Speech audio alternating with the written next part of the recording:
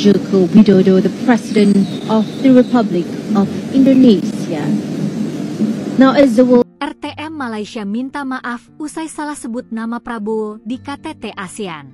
Nama Lembaga Radio Television Malaysia, RTM, tengah menjadi sorotan setelah melakukan kesalahan viral di tengah kesibukan konferensi tingkat tinggi, KTT, ASEAN ke-47 di Kuala Lumpur, Malaysia yang digelar pada 26 hingga 27 Oktober 2025 ini. Adapun momen viral ini terjadi setelah RTM salah menyebut nama Presiden Republik Indonesia Prabowo Subianto sebagai Presiden Joko Widodo saat siaran langsung acara penyambutan para pemimpin negara ASEAN.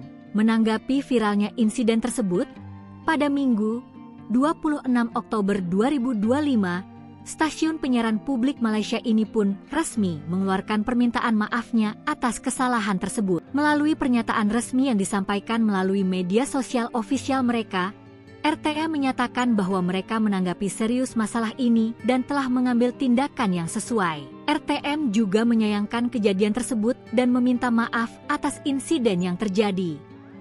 Imbas dari insiden tersebut juga menjadi bahan evaluasi bagi RTM. Melalui pernyataannya tersebut, RTM juga berjanji akan terus memperkuat kontrol editorial dan verifikasi fakta untuk memastikan keakuratan serta integritas seluruh informasi yang disampaikan.